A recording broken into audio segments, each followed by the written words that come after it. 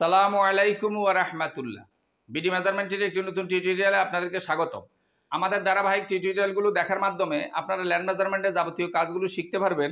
এই যে নকশা, দলিল, খতিয়ান, বিভিন্ন প্রকার ভূমিগুলোর পরিমাপ, বাগবটোয়ারা আছে, সীমানা নির্ধারণ, নকশা প্রণয়ন, এছাড়া যে মাটির মাপ আছে, কাঠের মাপ আছে, রাস্তার মাপ, পুকুরের মাপ, মুসলিম ফারাইজ আছে, হিন্দু আইন, এক কথায় সেটেলমেন্টের যাবতীয় কাজগুলোই শেখা যাবে। আমাদের আজকের টিউটোরিয়ালটা অতীতের সমস্ত টিউটোরিয়াল থেকে একটু ভিন্ন। অতীতের সমস্ত টিউটোরিয়ালগুলোতে আমরা কিছু না কিছু শিখিয়েছি, কিছু একটা করার জন্য বলছি। আজকের টিউটোরিয়ালটা হবে আমাদের কিছু একটা না করার জন্য। অর্থাৎ এই কাজটা যদি আপনি করেন এভাবে সমস্যা হবে, যার কারণে অতীতের টিউটোরিয়ালগুলো থেকে আজকের টিউটোরিয়ালটা একটু ভিন্ন ধর্মী। আজকের আমাদের এই ভিডিওটা যারা স্পন্সর করেছেন ওনারা হলো জবটাস ইন বিডি, ইংলিশ গ্রামার শেখার জন্য এক অনবদ্য চ্যানেল। আপনারা যারা ইংলিশ গ্রামার শেখার জন্য আগ্রহী তারা এই চ্যানেলটায় ঘুরে আসতে পারেন। আমার ভিডিও ডিসক্রিপশন বক্সে চ্যানেলের লিঙ্ক দিয়ে দেব, সেখান থেকেও আপনারা চ্যানেলে যাইতে পারেন এবং ইউটিউবে সার্চ করতে পারেন জবটাস ইন বিডি লিখে। চলুন এবার আমরা মূল ভিডিওতে চলে যাই। এই একটা ত্রিভুজ আকৃতির জমি, এই ধরনের ত্রিভুজ আকৃতির জমি যখন ফিল্ড পর্যায়ে পাওয়া যায় তখন আমাদের দেশের কিছু কিছু সার্ভেয়ার আছে এটাকে, এই ত্রিভুজ আকৃতির জমিটাকে ত্রিভুজ দিয়ে না মেপে, অর্থাৎ ত্রিভুজের সূত্র ব্যবহার না করে এটাকে চতুর্ভুজ দিয়ে মাপে। কেন? উনি ত্রিভুজের ওই সূত্রটার ব্যবহার জানে না বা ত্রিভুজের ওই সূত্রটাকে নিয়ন্ত্রণ করা একটু কঠিন মনে করে, এই জন্য চতুর্ভুজ দিয়ে। কিভাবে চতুর্ভুজ দিয়ে করে? ধরুন আমরা ত্রিভুজের এদিকের আইল পাইলাম 70 ফুট, এদিকের আইল 80 ফিট, এদিকে পাইলাম 50 ফুট, আর এই দিকে এখন এই 50-এর বিপরীত যেহেতু এখানে একবারে কোণা হয়ে গেছে, এটাকে উনি 0 ফুট মনে করে। তাহলে আমরা যে গড় পদ্ধতির কথা অনেক সময় বলি যে গড় পদ্ধতিতে করবেন, ওই অনুযায়ী আপনি দেখবেন এখন একদিকে হইলো 0 আরেকদিকে হইলো 50, তাহলে 0 আর 50-এর যোগ করলে 50 এবং এটারে 2 দিয়ে ভাগ করলে আপনি পাইতেছেন 25 ফুট। এখন এদিকে 70 এদিকে 80, 70 এবং 80 যোগ করলে আপনি পাইতেছেন 150। এটাকে যখন আপনি 2 দিয়ে ভাগ করবেন তখন সেটা হইতেছে 75।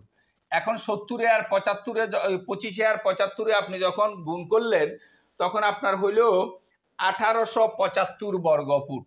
1875 বর্গ ফুট হলো বর্গ ফুট। এখন এই বর্গ ফুটে আপনি যখন 435.60 দ্বারা আপনি ভাগ করলেন তখন জমির পরিমাণ হয় এখানে 4.30 শতাংশ। এইটুকু পর্যন্ত আগে আপনি একটু মনে রাখেন, যদিও এটা ভুল পদ্ধতি যে এইভাবে করে আমাদের 4.30 শতাংশ জমি হলো। আমরা কিভাবে করলাম? একটা ত্রিভুজ আকৃতির জমিকে চতুর্ভুজ বানাইয়া করলাম, আর এখানে আমাদের জমির পরিমাণ হলো 4.30 শতাংশ। এবার আমরা দেখব এই জমিটাকে প্রকৃত এই ত্রিভুজের যে সূত্র, সেই সূত্র দিয়ে মাপলে আমাদের কত শতাংশ হইতেছে, এবার আমরা সেই বিষয়টা দেখব।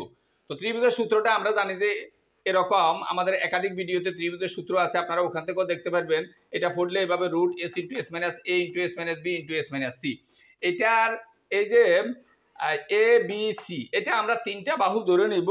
হ্যাঁ, 3টা বাহু 3টার নাম দিয়ে ধরে নিব। আপনি যে কোনোটারে এবিসি ধরতে পারবেন, কোনো অসুবিধা নেই। এখানে এস হইলো, আমি খুব সংক্ষেপে আকারে বলতেছি যেহেতু এর উপরে আমাদের ভিডিও আছে, আপনারা ত্রিভুজের জমি মাপার জন্য ওখানে দেখবেন। এস এর মানটা বাইর করার জন্য 3টা যোগ করব, 3টা বাহু যোগ করব এবং এটাকে 2 দ্বারা ভাগ করব। এখানে 70, 80 এবং 50 এই 3টা যোগ করলে হয় 200, 2 দ্বারা ভাগ করলে হয় 100, যার কারণে এস এর মান পাইলাম আমরা 100। এখন 100 থেকে 50 বাদ দিছি, মানে এটার যদি আমি এ বাহু মনে করি, 50টাকে যদি আমি এ বাহু মনে করি, যার কারণে আমি 100 থেকে এখন আমি এই এস 100 থেকে 50 বাদ দিছি, তাহলে আমার আর 50 থাকে। আবারও এস 100 থেকে এবার আমি বি বাহু, আমি এটাকে 70টাকে আমি বি বাহু মনে করলাম, এই জন্য আমি বি যদি বাদ দেই, অর্থাৎ 100 থেকে 70 যদি বাদ দেই আমার আর থাকে 30।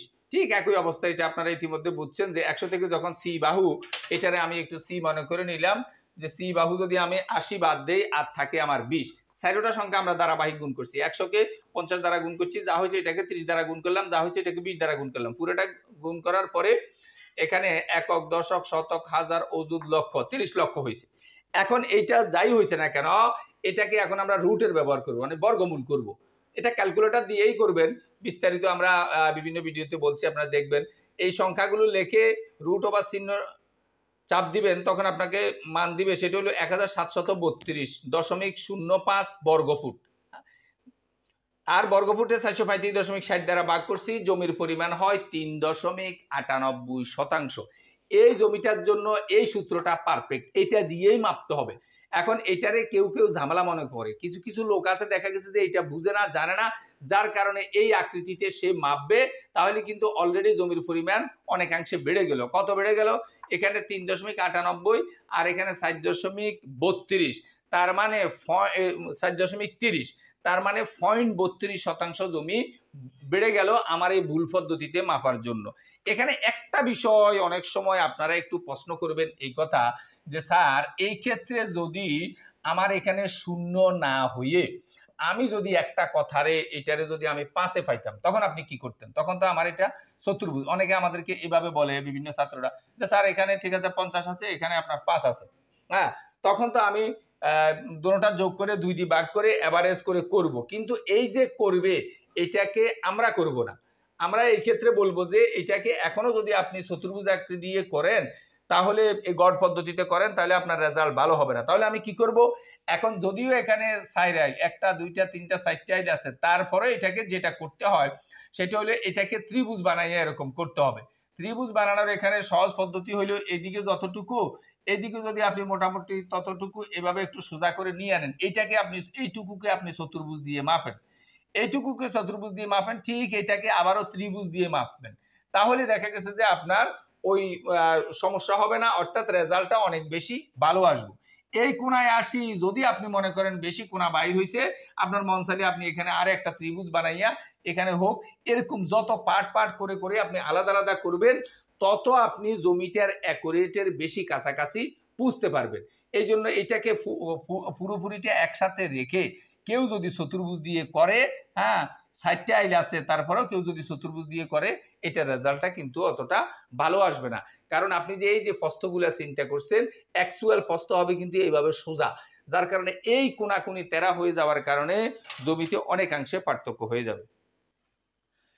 আশা করি বিষয়টা ভালোভাবে বুঝতে পারছেন। কোনো অংশ না বুঝলে আমাদেরকে কমেন্ট করলে আমরা জবাব দেওয়ার চেষ্টা করব ইনশাআল্লাহ। ভিডিওটি ভালো লাগলে লাইক, কমেন্ট এবং শেয়ার করবেন। আমাদের ধারাবাহিক ভিডিওগুলো পাওয়ার জন্য চ্যানেলটাকে সাবস্ক্রাইব করবেন। এই আশাবাদ ব্যক্ত রেখে আমাদের আজকের টিউটোরিয়ালটা এখানে শেষ করছি। আল্লাহ হাফেজ।